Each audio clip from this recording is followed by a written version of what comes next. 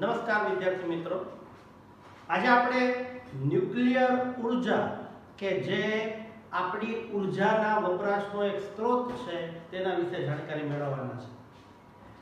મિત્રો, બધા જ પ્રકારની ઉર્જાઓ આપણે વાપરીએ છીએ, છતાં પણ આપણી ઉર્જાની પ્રાપ્તિ પૂર્ણ થતી નથી. તેથી આપણે નવા નવા સંસાધનો ગોતવા પડે છે, શોધવા પડે છે, જેને કારણે આપણે આપણી ઉર્જાની પૂર્તિ કરી શકીએ. અને આ જ રીતે એક વૈકલ્પિક સ્ત્રોત સ્વરૂપે આપણે ન્યુક્લિયર ઉર્જા વાપરીએ છીએ. મિત્રો, આ ન્યુક્લિયર ઉર્જા છે એ પરંપરાગત ઉર્જા નથી, બિનપરંપરાગત ઉર્જા છે. કારણ કે આપણે વર્ષોથી આ ન્યુક્લિયર ઉર્જાનો ઉપયોગ કરતા નહોતા, પરંતુ જે પરંપરાગત ઉર્જા સ્ત્રોતો છે એ આપણી પાસે મર્યાદિત હોવાને કારણે, ઉપરાંત આપણી ઉર્જાની માંગ વધારે હોવાને કારણે આપણે એક વૈકલ્પિક સ્ત્રોત ગોતવો જરૂરી બન્યો. તેથી વૈજ્ઞાનિકોએ ન્યુક્લિયર ઉર્જા આપણને આપી અને ન્યુક્લિયર ઉર્જામાંથી આપણે આપણી ઉર્જાની માંગ પૂરી કરી શકીએ છીએ. મિત્રો, આપણી ઉર્જાની માંગની અંદર વધારે પડતી વિદ્યુત ઉર્જા જ છે. તેથી આપણો જે બધા જ ઉર્જા ઉત્પન્ન કરવાનો જે હેતુ છે એ માત્ર ને માત્ર વિદ્યુત ઉર્જા પ્રાપ્ત કરવાનો જ છે. તો આ ન્યુક્લિયર ઉર્જામાંથી પણ આપણે વધારે પડતી વિદ્યુત ઉર્જા જ પ્રાપ્ત કરીએ છીએ. તો ચાલો આજે આપણે જોઈએ છે ન્યુક્લિયર ઉર્જા.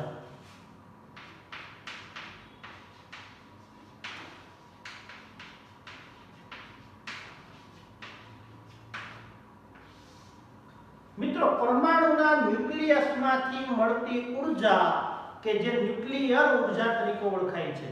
હવે આપણે પરમાણુ એટલે શું એ ખ્યાલ છે. તત્વનો નાનામાં નાનો ભાગ જેને આપણે પરમાણુ કહીએ છીએ. આ પરમાણુના કેન્દ્રને આપણે ન્યુક્લિયસ કહીએ છીએ અને આ ન્યુક્લિયસમાંથી મળતી ઉર્જાને આપણે ન્યુક્લિયર ઉર્જા તરીકે ઓળખીએ છીએ. તો હવે એનો અર્થ એ થયો કે ન્યુક્લિયર ઉર્જા મેળવવા માટે આપણે પરમાણુનો ઉપયોગ કરવો પડશે અને પરમાણુ માટે આપણે જે તે તત્વની જરૂર પડશે. આપણી પાસે 118 તત્વો હાજર છે અત્યારની પરિસ્થિતિ પ્રમાણે, જેમાંના આશરે 92 જેટલા કુદરતી રીતે આપણને પ્રાપ્ય છે. પરંતુ ન્યુક્લિયર ઉર્જા મેળવવા માટે આ બધા જ તત્વોનો આપણે ઉપયોગ કરી શકતા નથી. અમુક તત્વોનો જ તેમાં ઉપયોગ કરી શકાય છે. આ તેની મોટામાં મોટી મર્યાદા છે. આપણે મર્યાદાની ચર્ચા કરવાના છીએ, પરંતુ ન્યુક્લિયર ઉર્જા મેળવવા માટેની મોટામાં મોટી મર્યાદા કે તે દરેક તત્વોમાંથી પ્રાપ્ય થતી નથી. તો પ્રશ્ન થશે, કેવા તત્વોમાંથી તે પ્રાપ્ય થાય છે? આપણે ન્યુક્લિયર ઉર્જા મેળવવી છે, પરંતુ કેવા તત્વોમાંથી આપણને તે મળશે? તો કે ભારે તત્વોમાંથી. હવે ભારે તત્વો એટલે શું, જે આપણે આગળ ભણી ચૂક્યા છે. મિત્રો, ભારે તત્વો એટલે જેનો પરમાણ્વીય દળ વધારે હોય, જરૂર કરતા વધારે હોય, તેને ભારે તત્વો કહેવાય છે. અને આવા તત્વો જે ખરેખર રેડિયો સક્રિય તત્વો તરીકે પણ ઓળખાય છે. યુરેનિયમ, થોરિયમ, પ્લુટેનિયમ, સીરિયમ, રેડિયમ વગેરે ભારે તત્વો કહી શકાય. કારણ કે તેમનું પરમાણ્વીય દળ તેમના પરમાણ્વીય ક્રમાંક કરતાં ખૂબ જ વધારે મોટું છે. આથી આપણે તેને ભારે તત્વો કહીએ છીએ. આવા ભારે તત્વોમાંથી પણ યુરેનિયમ, થોરિયમ અને પ્લુટોનિયમ નો વિશેષ પ્રમાણમાં ઉપયોગ કરવામાં આવે છે. આ યાદ રાખો. એટલે ન્યુક્લિયર ઉર્જા મેળવવા માટે કયા તત્વો ઉપયોગી છે? જેમ પૂછવામાં આવે તો આપણે કહી શકીએ કે યુરેનિયમ, થોરિયમ, પ્લુટોનિયમ જેવા ભારે તત્વો એ ન્યુક્લિયર ઉર્જા મેળવવા માટે વાપરવામાં આવે છે. હવે આ ન્યુક્લિયર ઉર્જા માટે શું કરવામાં આવે છે? આવા તત્વોનું કરશે શું? તો કે આવા જે તત્વો છે, ભારે તત્વો, એના પરમાણુઓનું વિખંડન કરવામાં આવે છે. એટલે કે ન્યુક્લિયર ઉર્જા મેળવવા માટે ન્યુક્લિયર વિખંડન નામની એક પ્રક્રિયા કરવામાં આવે છે. અને આ ન્યુક્લિયર વિખંડન અથવા તેને ન્યુક્લિયર ફિઝન તરીકે ઓળખવામાં આવે છે. ન્યુક્લિયર વિખંડન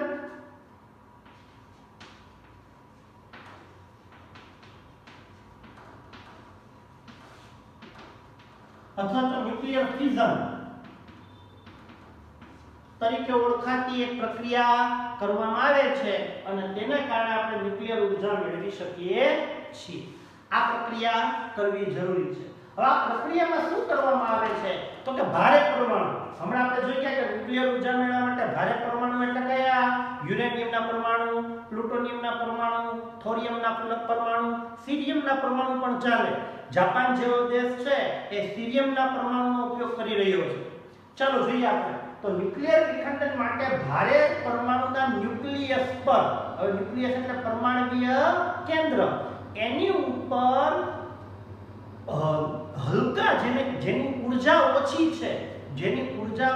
છે, તેવા ન્યુટ્રોનનો મારો કરવામાં આવે છે. જ્યારે આ ભારે પરમાણુનું ન્યુક્લિયસ, ભારે પરમાણુનું ન્યુક્લિયસ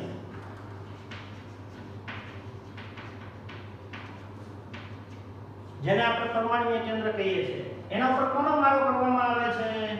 એના ઉપર મારો કરવામાં આવે છે પ્રમાણમાં હલકી ઉર્જા ધરાવતા ન્યુટ્રોનનો મારો કરવામાં આવે છે. એટલે કે ઓછી ઉર્જા ધરાવતા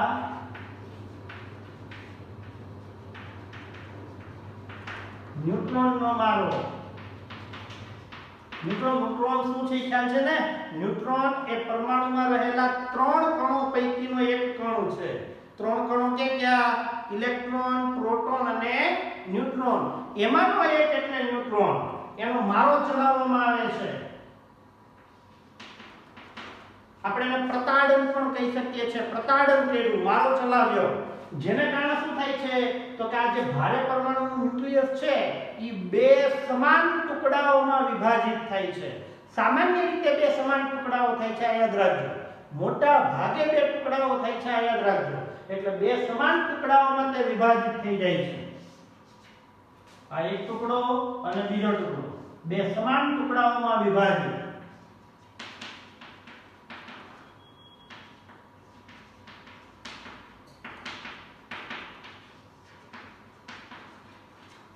ચાલો રેડી.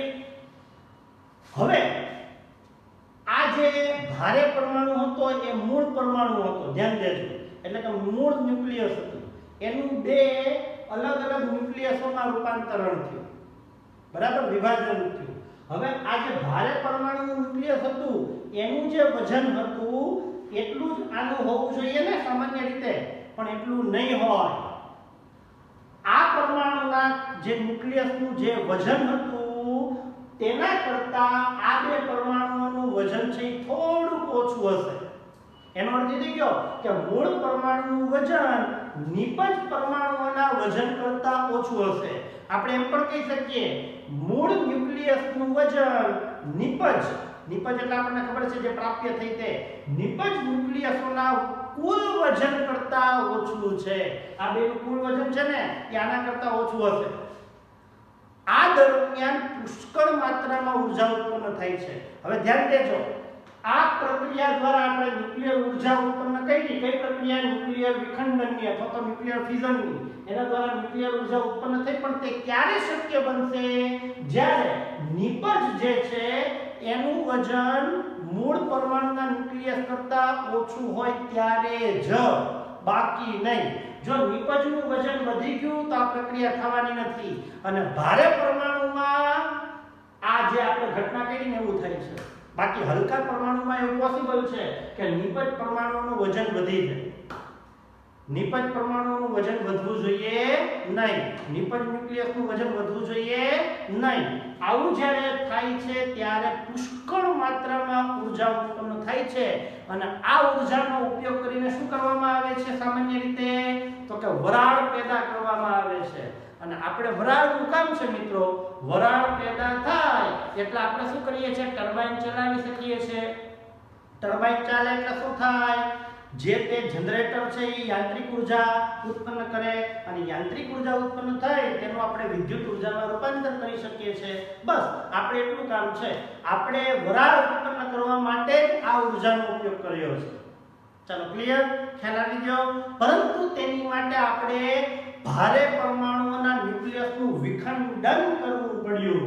એટલે કે ન્યુક્લિયર વિખંડનની પ્રક્રિયા કરવી પડે છે.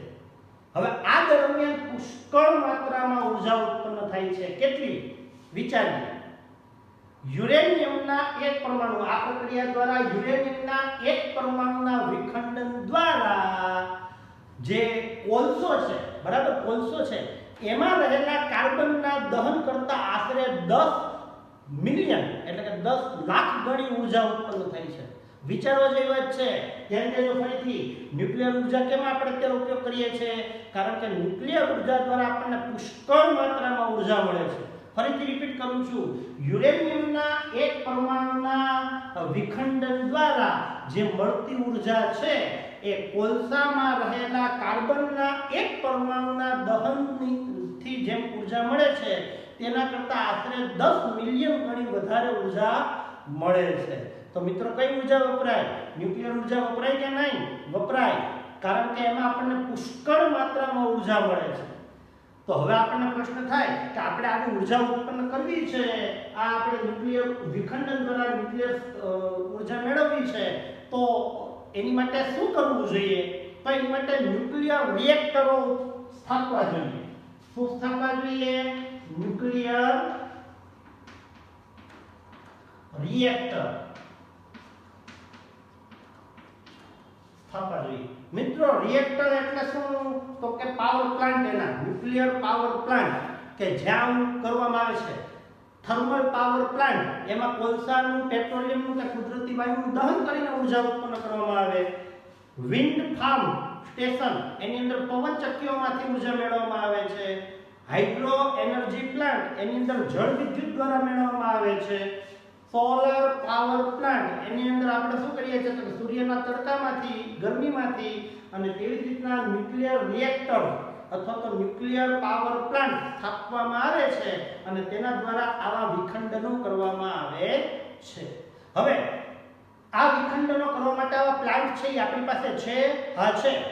ગુજરાતમાં અને ભારતમાં એમ ઘણા બધા આપણે રિએક્ટરો સ્થાપેલા છે. એમાંના મહત્વના જે આપણે કહીએ એ બધા રિએક્ટરો અહીંયા આપણે લખીએ છીએ માત્ર તમારી જાણકારી માટે. જેમાં આપણે શરૂઆત ગુજરાતથી કરીએ છીએ કે ગુજરાતની અંદર કયા ઠેકાણે, કઈ જગ્યાએ આવો પાવર પ્લાન્ટ છે કે જેના દ્વારા આપણે ન્યુક્લિયર ઊર્જા ઉત્પન્ન કરી શકીએ છીએ. તો પહેલા આપણે વાત કરીએ ગુજરાતની. ગુજરાતમાં કાકરાપાર, મિત્રો ગુજરાતમાં કાકરાપાર કરીને જે સ્થળ છે ત્યાં આપણે આ મેળવી શકીએ છીએ.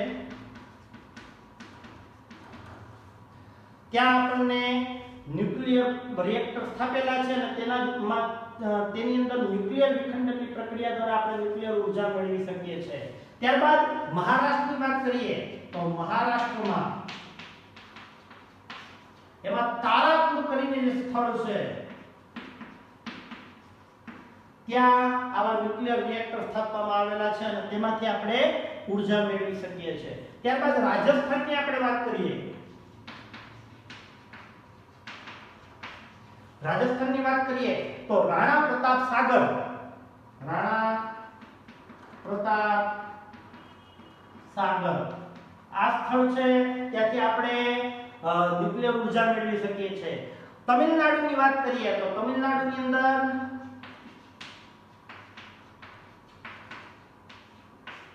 કલપક્કમ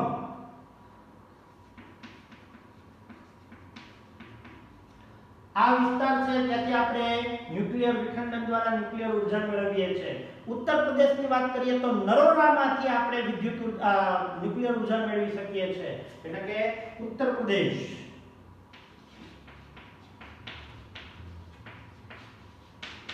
એમાં નરોડા કરીને જે સ્થળ છે ત્યાંથી આપણે ન્યુક્લિયર ઊર્જા મેળવી શકીએ છીએ. અને કર્ણાટકની વાત કરીએ આપણે તો કર્ણાટકની અંદર કૈગા કરીને એક વિસ્તાર છે, ત્યાંથી આપણે ન્યુક્લિયર ઊર્જા મેળવી શકીએ છીએ. આ ભારતમાં આવેલા ન્યુક્લિયર રિએક્ટરોના નામ લખો, આવું કદાચ પૂછવામાં આવે, કદાચ ન પૂછે કારણ કે પાઠ્યપુસ્તકની માહિતી નથી, વધારાની જાણકારી છે, તો આપણે આ બધા સ્ટેશનોના નામ લખવા પડે. તેમાં આપણે ન્યુક્લિયર વિખંડનની અથવા તો ફ્યુઝનની પ્રક્રિયા દ્વારા ન્યુક્લિયર ઊર્જા ઉત્પન્ન કરી શકીએ છીએ. મિત્રો ન્યુક્લિયર વિખંડન એટલે કે ફ્યુઝન દ્વારા જે પ્રક્રિયા થઈ છે એના કરતાં પણ સરળ એક પદ્ધતિ છે. ખાલી આપણી જાણકારી માટે કહીએ છીએ કે ન્યુક્લિયર સંલયન પ્રક્રિયા જેને કહેવાય ન્યુક્લિયર સંલયન પ્રક્રિયા. હવે આ ન્યુક્લિયર સંલયન પ્રક્રિયામાં શું થાય છે તો એની અંદર પણ કંઈક આવી પ્રક્રિયા થાય છે કે જેમાં ભારે પરમાણુ છે તેના ન્યુક્લિયસ પર ન્યુટ્રોનનો મારો ચલાવવામાં આવે છે અને તેના દ્વારા પણ આ વિખંડન થઈ અને જે હલકા પરમાણુઓ છે એ નિર્માણ થાય છે થોડા, અને એ દરમિયાન પણ પુષ્કળ માત્રામાં ઉર્જા ઉત્પન્ન થાય છે. પરંતુ રિએક્ટરોમાં ન્યુક્લિયર વિખંડન દ્વારા જે પ્રક્રિયા થઈ છે એ મર્યાદિત હોય છે અને પેલી છે આપણે અમર્યાદિત માત્રામાં ઉત્પન્ન કરી શકીએ છીએ. તો આપણે કદાચ પ્રશ્ન થાય કે તો આપણે અમર્યાદિત જ ઉર્જા ઉત્પન્ન કરવી જોઈએ ને? નહીં. ન્યુક્લિયર રિએક્ટરોની અંદર જે ન્યુક્લિયર વિખંડનની પ્રક્રિયા છે એ મર્યાદિત વિખંડનની પ્રક્રિયા ગણવાની છે. કારણ કે જો વિખંડન દરમિયાન અથવા તો તેના બાદ જો કોઈ પણ પ્રકારનું લીકેજ થાય તો વધારે માત્રામાં નુકસાન થઈ શકે છે.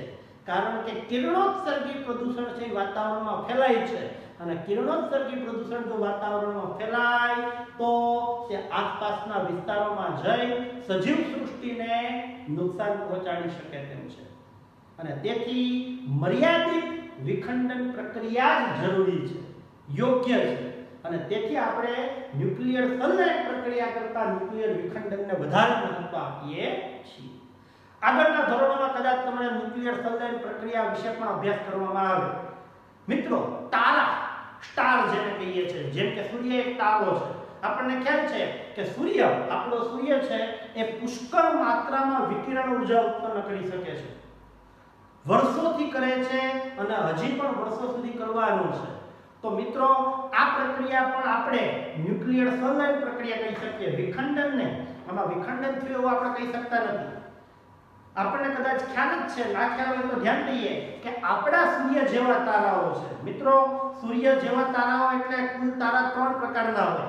એક તો વામન તારા, વિરાટ તારા અને સમૃદ્ધ તારા. જે આપણા સૂર્ય કરતા કદમાં નાના છે એ વામન તારા, જે આપણા સૂર્ય કરતા કદમાં મોટા છે એ વિરાટ તારા, અને આશરે આપણા સૂર્યના જેવું કદ ધરાવે છે એ બધાય સમૃદ્ધ તારાઓ કહેવાય. તો સામાન્ય રીતે જે નાના કદના તારા અથવા તો સમૃદ્ધ તારાઓ છે, જેમ કે આપણો સૂર્ય, એ શું કરે છે? હાઇડ્રોજન હિલિયમ ન્યુક્લિયર સંલયન પ્રક્રિયા કરે છે. ફરીથી રિપીટ કરું છું, હાઇડ્રોજન હિલિયમ ન્યુક્લિયર સંલયન પ્રક્રિયા કરે છે. હાઇડ્રોજન હિલિયમ ન્યુક્લિયર સંલયન પ્રક્રિયા એટલે શું? તો કે એની અંદર હાઇડ્રોજનનું રૂપાંતર હિલિયમમાં થાય એવું થાય છે. હાઇડ્રોજનનું રૂપાંતર હિલિયમમાં થાય એટલે વળી સમજાણું નહીં. હાઇડ્રોજનની અંદર પરમાણુ ભાર કેટલો છે? 1. આપણને ખ્યાલ છે, કારણ કે પ્રોટોન છે, એક પ્રોટોન છે અને ન્યુટ્રોન છે. તો પરમાણુય દળ અથવા તો પરમાણુય ભાર એ કેટલો છે? 1 છે. જ્યારે હિલિયમનો પરમાણુય ભાર કેટલો છે? 4 છે. હિલિયમનો પરમાણુય ભાર 4 છે. એમાં 2 પ્રોટોન અને 2 ન્યુટ્રોન રહેલા છે. આ યાદ રાખો. હવે કેટલા હાઇડ્રોજન પરમાણુનો ભાર એ હિલિયમના પરમાણુ જેટલો થાય? તો કે 1, 2, 3 અને 4. આવા 4 હાઇડ્રોજનનો પરમાણુય ભારનો સરવાળો એ 1 હિલિયમના પરમાણુય ભાર જેટલો થયો કે નહીં? હા કે ના? ફરીથી રિપીટ કરું. 1 હાઇડ્રોજનનો પરમાણુય ભાર 1, બીજાનો પણ 1, ત્રીજાનો પણ 1 અને ચોથાનો પણ 1. આમ 4 હાઇડ્રોજનનો પરમાણુય ભાર કેટલો થયો? કુલ 4. જ્યારે 1 હિલિયમનો પરમાણુય ભાર કેટલો થયો? 4. ખ્યાલ આવી ગયો? તો આપણા જેવા એટલે કે સૂર્ય જેવા તારા અથવા તો એના કરતા કદમાં નાના તારાઓની અંદર હાઇડ્રોજન હિલિયમ ન્યુક્લિયર સંલયન પ્રક્રિયા થાય છે. એટલે કે 4 હાઇડ્રોજનનું એક હિલિયમ ન્યુક્લિયસમાં રૂપાંતર થાય છે. ફરીથી 4 હાઇડ્રોજનનું એક હિલિયમ ન્યુક્લિયસમાં રૂપાંતર થાય છે. જ્યારે સૂર્ય કરતા કદમાં મોટા તારાઓ છે એ શું કરે છે? કાર્બન નાઇટ્રોજન ન્યુક્લિયર સંલયન પ્રક્રિયા કરે છે. એટલે કે કાર્બન પરમાણુઓનું નાઇટ્રોજન પરમાણુમાં રૂપાંતર થશે અથવા તો કાર્બન ન્યુક્લિયસોનું નાઇટ્રોજન ન્યુક્લિયસોમાં રૂપાંતર થશે. હવે કેટલા એની ચર્ચા આપણે પછી કરશું અથવા તો તમારી જાણ. બરાબર. પણ આપણે અત્યારે ન્યુક્લિયર સંલયન પ્રક્રિયા કેમાં થાય એની વધારે ચર્ચા કરી કે અમર્યાદિત સૂર્યમાં અમર્યાદિત ઉર્જા છે એવું આપણે કહી શકીએ. તો એવાની અંદર વિખંડન પ્રક્રિયા જે મર્યાદિત છે એ જરૂરી નથી, એ નથી થતી, પરંતુ અમર્યાદિત ઉર્જા ઉત્પન્ન થવી જોઈએ અને ત્યારે સંલયન પ્રક્રિયા જરૂરી છે. પરંતુ આપણે સંલયન પ્રક્રિયા સુરક્ષાના હેતુથી ઉત્પન્ન કરી શકતા નથી. હા, પરમાણુ બોમ્બની અંદર આ કરી શકાય છે અને સૌપ્રથમ આપણે પરમાણુ બોમ્બનો જ ઉપયોગ આપણે ઉર્જામાં રૂપાંતરણ માટે કરતા હતા, વિનાશ માટે કરતા હતા. પરંતુ ધીમે ધીમે સમજાયું કે આના દ્વારા પૃથ્વીનો વિનાશ થશે, તેથી આપણે પરમાણુ બોમ્બનો હવે કોઈ ઉપયોગ કરતા નથી. આપણને ખબર છે કે બીજા વિશ્વયુદ્ધની અંદર અમેરિકાએ જાપાન ઉપર જ્યારે 2 અણુ બોમ્બ ફેંક્યા, પરમાણુ બોમ્બ ફેંક્યા, ત્યારે સર્વત્ર વિનાશ છવાઈ ગયો હતો અને તેથી તેની અસરથી આજે પણ ત્યાં વિકલાંગ બાળકો પેદા થઈ રહ્યા છે. આ તેના પ્રદૂષણનું એક પરિણામ છે. એટલે હવે પછીના વિભાગમાં આપણે અત્યારે જોઈએ છે કે ન્યુક્લિયર ઉર્જા જે ખરેખર પુષ્કળ ઉર્જા ઉત્પન્ન કરે છે. હમણાં જ આપણે જોયું કે એક કાર્બન પરમાણુના દહનથી જે ઉર્જા મળે છે એના કરતા યુરેનિયમના એક પરમાણુના વિખંડન દ્વારા 10 મિલિયન ગણી એટલે કે 10 લાખ ગણી ઉર્જા ઉત્પન્ન થઈ છે. તો એ સારી કહેવાય, પરંતુ આપણે આ ઉર્જાને મર્યાદિત રાખી છે. એનું કારણ આપણે વિચારીએ પહેલા તો આપણે જોઈએ કે આપણને જો પુષ્કળ માત્રામાં ઉર્જા મળતી હોય, આટલા બધા આપણી પાસે રિએક્ટરો હોય, આટલા બધા સ્ટેશનો છે, પાવર પ્લાન્ટ છે, તો ભારત વિશ્વની વાત ખબર નથી આપણને, પરંતુ ભારત તો ઉર્જા ક્ષેત્રે સૌથી આગળ હોવો જ જોઈએ. વિદ્યુત ઉર્જા, આ બધી ઉર્જાનો ઉપયોગ આપણે આની અંદર વિદ્યુત મેળવવા માટે જ મોટા ભાગે કરીએ છીએ. તો એનો અર્થ એ થયો કે ભારત પાસે તો પુષ્કળ વિદ્યુત ઉર્જા હશે, કારણ કે આપણે અશ્મિ બળતણમાંથી મેળવી, જળ ઉર્જામાંથી મેળવી, પવન ઉર્જામાંથી મેળવી, સૌર ઉર્જામાંથી મેળવી, ત્યારબાદ સામુદ્રિક ઉર્જાઓમાંથી મેળવી, ભૂઉષ્મીય ઉર્જામાંથી મેળવી અને છેલ્લા ન્યુક્લિયર ઉર્જામાંથી પણ આપણે મેળવીએ છીએ. પરંતુ મિત્રો, વાત જાણીને તમને નવાઈ લાગશે કે ભારતનું કુલ વિદ્યુત ઉત્પાદન છે, ધ્યાન દેજો, બધા જ પ્રકારના સંસાધનો પાસેથી, બધા જ પ્રકારના સ્ત્રોતો પાસેથી જે આપણને વિદ્યુત ઉર્જા પ્રાપ્ત થાય છે ને, એના માત્ર 3% ન્યુક્લિયર ઉર્જામાંથી પ્રાપ્ત થાય છે.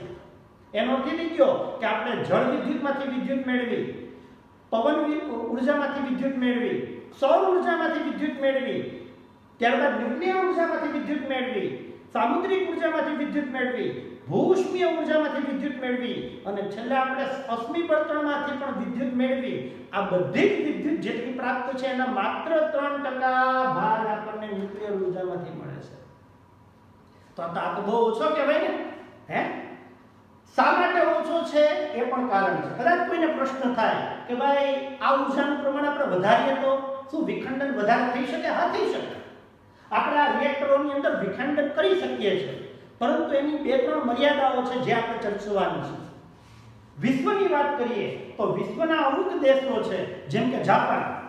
આપણને જાણીને નવાઈ લાગશે કે વિશ્વમાં જો ન્યુક્લિયર ઉર્જાનો વધારે ઉપયોગ કરીને વિદ્યુત મેળવતું હોય તો ફર્સ્ટ નંબરમાં આવે છે જાપાન. જાપાન પાસે એટલા બધા ન્યુક્લિયર રિએક્ટરો છે અને એ બધા ન્યુક્લિયર રિએક્ટરમાંથી મળતી ઉર્જા તે મોટા ભાગે વિદ્યુત માટે ઉપયોગમાં લે છે અને તેની અંદર તે યુરેનિયમ, પ્લુટોનિયમ, થોરિયમ, સીરિયમ જેવા તત્વોનો પણ ઉપયોગ કરે છે. આપણે નથી કરતા એનું પણ કારણ છે. વિચારીએ કે એની મર્યાદા. એટલે આપણે કહી શકીએ કે ન્યુક્લિયર પાવર પ્લાન્ટ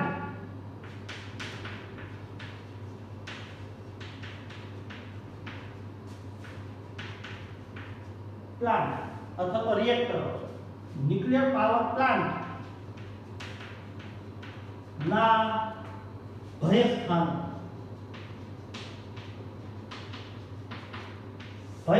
એટલે ખતરા, નુકસાન, હાનિ, આપણે એને મર્યાદા પણ કહી શકીએ છીએ. તો કયા કયા ભયસ્થાનો છે કે જે ન્યુક્લિયર પાવર પ્લાન્ટ સ્થાપવાથી આપણને થઈ શકે છે? તો એમાં પહેલી આપણે વાત કરીએ કે ભયસ્થાનમાં આપણે પહેલું જોઈએ કે આપણે આમાં કેનો ઉપયોગ કર્યો, તો કે ન્યુક્લિયર રિએક્ટરનો ઉપયોગ કર્યો. ન્યુક્લિયર રિએક્ટરના ઉપયોગથી કઈ પ્રક્રિયા કરી? ન્યુક્લિયર વિખંડનની પ્રક્રિયા કરી. ન્યુક્લિયર વિખંડન કોનું કર્યું? તો જે તે પરમાણુના ન્યુક્લિયસનું, એટલે કે આપણે તે પરમાણુની ઉપયોગી થાય, ધારો કે યુરેનિયમનો પરમાણુ, થોરિયમનો પરમાણુ, પ્લુટોનિયમનો પરમાણુ, સીરિયમનો પરમાણુ, તો એ જે તે તત્વ આપણે વાપર્યું કહેવાય કે નહીં? હવે ત્યાં આપણે આવીએ ન્યુક્લિયર પાવર પ્લાન્ટના ભય સ્થાનમાં પહેલું આપણે જોઈએ કે જે તત્વ આપણે વાપરીએ છીએ ન્યુક્લિયર પાવર પ્લાન્ટમાં, જે તત્વ આપણે વાપરીએ છીએ આ તત્વનું વિખંડન થઈ ગયું, એમાંથી ઊર્જા પણ મેળવાઈ ગઈ, પરંતુ વધેલો કચરો, ધ્યાન દેજો, ઊર્જા મેળવાઈ ગઈ છે, કચરો વધે છે. તો વધેલો જે કચરો છે, વધેલો ન્યુક્લિયરનો ઈંધણ છે, તે નુકસાનકારક છે, કારણ કે તેમાંથી પણ હજી વધારે કિરણો ઉત્સર્જિત થઈ શકે છે. ધારો કે કોઈ કચરો વધ્યો છે, યુરેનિયમની આપણે વાત કરીએ કે યુરેનિયમમાંથી આપણે ન્યુક્લિયર વિખંડન પ્રક્રિયા દ્વારા ન્યુક્લિયર ઊર્જા મેળવી, તો હવે ન્યુક્લિયર તત્વનો જે કચરો વધ્યો છે એને આપણે ન્યુક્લિયર ઈંધણ કહીએ છીએ, એમાંથી પણ હજી નાના નાના ભાગમાં તેનું વિભાજન થઈ શકે, અને આ નાના નાના પરમાણુમાં વિખંડન તે નુકસાનકારક છે. અને તેથી આપણે કહી શકીએ કે પહેલું ભય સ્થાન છે એ એનો સંગ્રહ અને તેમના પરમાણુનું વિખંડન છે. એટલે આપણે પહેલું જોઈએ યુરેનિયમ જેવા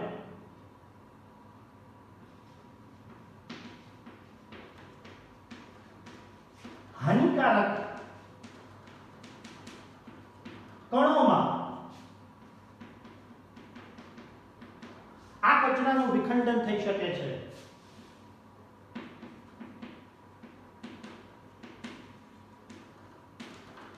અથવા તો વિભાજન થઈ શકે છે. આ પહેલી વાત. બીજી વાત જોઈએ આપણે કે ઉપયોગમાં લીધેલો જે કચરો છે અથવા તો ઉપયોગમાં લીધા બાદ વધેલો કચરો છે, ઉપયોગમાં લીધેલા તત્વોનો વધેલો ન્યુક્લિયર કચરો અથવા તો ઈંધણ, બરાબર, ઈંધણ કહી શકીએ કારણ કે ઈંધણ કહી શકાય, એનો આપણે સંગ્રહ અથવા તો નિકાલ અથવા તો બંને એ મોટી સમસ્યા છે. કદાચ કોઈને થતું હશે કે સંગ્રહમાં શું વાંધો, જેમ કચરો સંગ્રહ કરીએ છીએ સંગ્રહ રાખીએ તો શું વાંધો આવે? ન રાખી શકીએ, કારણ કે આ તત્વ કયા છે? રેડિયો એક્ટિવ તત્વ છે કે જે કિરણોત્સર્ગી પ્રદૂષણ, ધ્યાન દેજો, જેને રેડિયેશન કહેવાય. રેડિયેશન શબ્દથી તમે પરિચિત છો, તમને ઘણી વખત સૂચનાઓ આપવામાં આવે છે કે મોબાઈલના રેડિયેશનથી નુકસાન થાય છે, બરાબર કે નહીં? એનો અર્થ એ નથી કે મોબાઈલ છે યુરેનિયમ, થોરિયમ, પ્લુટોનિયમ જેવા તત્વોનો બનેલો છે, પણ એક જાતનું કિરણોત્સર્ગી પ્રદૂષણ, કારણ કે વેવ્સ છે, તરંગો છે ત્યાં. તો એવી રીતના અહીંયા આપણે જોઈએ કે જો આપણે આવા કચરાનો સંગ્રહ કરીએ તો આવા રેડિયો કિરણો, જેને રેડિયો એક્ટિવ કિરણો પણ કહેવાય છે, તે ઉત્પન્ન થાય છે અને તેના દ્વારા સજીવ સૃષ્ટિને મોટામાં મોટું નુકસાન થાય છે. તમે કહેશો શું નુકસાન થાય? તો કેન્સર જેવા રોગો પણ તેના દ્વારા થાય છે. આપણને ખબર છે કે મેડમ મેરી ક્યુરી અને તેમના પતિ, બરાબર, આ બંને પીટર ક્યુરી, આ બંને જ્યારે રેડિયમની શોધ કરી તે બંનેને ખ્યાલ હતો કે આ તત્વ રેડિયો એક્ટિવ તત્વ છે, પરંતુ વિશ્વ માટે કંઈક શોધ કરવાના કારણે તેમણે પોતાના જીવનું બલિદાન આપી દીધું અને અંતે બંને કેન્સરના રોગથી મૃત્યુ પામ્યા છે.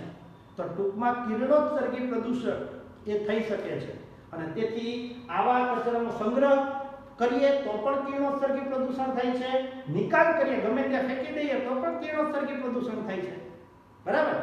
હવે તમને કદાચ ખ્યાલ ના આવે એટલા માટે કહું કે આ કિરણોત્સર્ગી પ્રદૂષણ એટલે શું. ધારો કે આ લોખંડનો ટુકડો હોય તો લોખંડના કિરણોમાંથી એની જાતે કિરણો નીકળે છે નહીં, સોનામાંથી એની જાતે કિરણો નીકળે છે નહીં, બરાબર કે નહીં? પરંતુ જો આ યુરેનિયમ, થોરિયમ, પ્લુટોનિયમનો ટુકડો તો એમાંથી પોતાની મેળે કિરણો નીકળે શકે છે. આ કિરણો દેખાતા નથી, પરંતુ તે વિકિરણ ઉર્જા સ્વરૂપે સર્વત્ર ફેલાય છે. તેથી આ જે સંગ્રહ અને નિકાલ એ મોટામાં મોટી સમસ્યા છે, આ નુકસાન છે. ત્રીજી આપણે વાત કરીએ તો એના કારણે પર્યાવરણની અંદર પ્રદૂષણ થાય છે. કયું પ્રદૂષણ? કિરણોત્સર્ગી પ્રદૂષણ, જેને આપણે ટૂંકમાં રેડિયેશન કહીએ છીએ. તેના ઉપયોગથી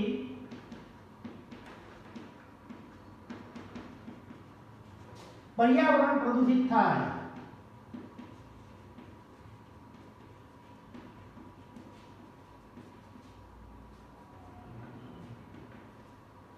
ત્યારબાદ આપણે જોઈએ એના પછીનું આપણે જોઈએ નુકસાન અથવા તો મર્યાદા કે ખૂબ જ મોટો ખર્ચ છે શેની માટે તો કે આ ન્યુક્લિયર રિએક્ટરો સ્થાપવા માટે સામાન્ય જળ વિદ્યુત પ્લાન્ટ સ્થાપવું હોય તો ખર્ચો થાય છે પણ રિએક્ટર જેટલો નહીં પવન ચક્કી સ્થાપવા માટે આપણે જોઈ ગયા આગળ કે ઘણો ખર્ચ થાય છે તેના કરતાં પણ મોટો ખર્ચ ન્યુક્લિયર રિએક્ટરો સ્થાપવા માટે થાય છે તેથી આ પ્લાન્ટ સ્થાપવા માટે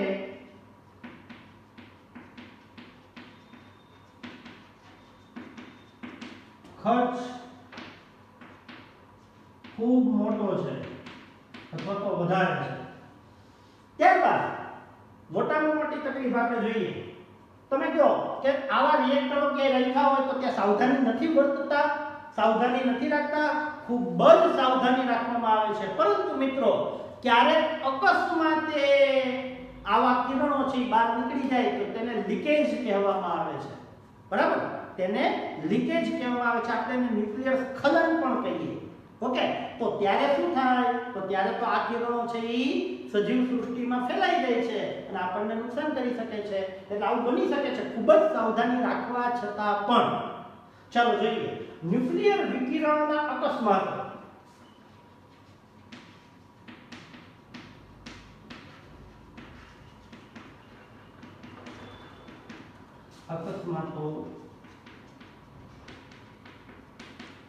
અથવા અને આકસ્મિક ખલન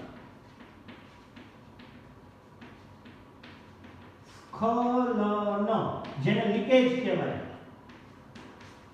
ત્યાંથી નીકળી જતા એ ખૂબ જ નુકસાનકારક છે હા તો સજીવ સૃષ્ટિ માટે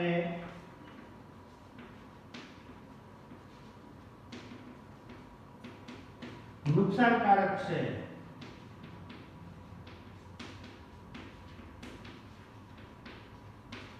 અથવા તો પર્યાવરણ માટે હાનિ કરતા છે મિત્રો આ બધા કારણોને કારણે ઉપરાંત જે મોટો વિસ્તાર છે એ પણ આની માટે જોઈએ આ બધા કારણોને કારણે આપણે ભારતની અંદર ન્યુક્લિયર ઉર્જાનો વિશેષ ઉપયોગ કરતા નથી કદાચ કોઈને થતું હોય કે ભાઈ ન્યુક્લિયર ઉર્જા જ વધારે વાપરીએ તો શું વાંધો આવે હે આપણે જે 3% જ ઉર્જા આપણને વિદ્યુત ઉર્જા આના દ્વારા મળે છે એની કરતાં આપણે 50% વાપરીએ તો નહીં થાય કારણ કે આ ઉર્જાથી આપણને આ બધા નુકસાનો થઈ શકે છે અને બીજી એક વાત જે આપણે અત્યારમાં લખી નથી પરંતુ કહી શકાય કે આ બધી ઉર્જા આપણને મળી કોના કારણે તત્વોના કારણે મળી ને કેવા તત્વો યુરેનિયમ થોરિયમ પ્લુટોનિયમ સીરિયમ જેવા રેડિયો એક્ટિવ અથવા તો રેડિયો સક્રિય તત્વો પાસેથી અને આ તત્વોનું પ્રમાણ આપણને પૃથ્વીમાંથી મળે છે કે નહીં એટલે કે આ તત્વો આપણને પૃથ્વીમાંથી મળે છે ને અને એનું પ્રમાણ મર્યાદિત છે તેથી આવા તત્વો પણ કેવા કહેવાય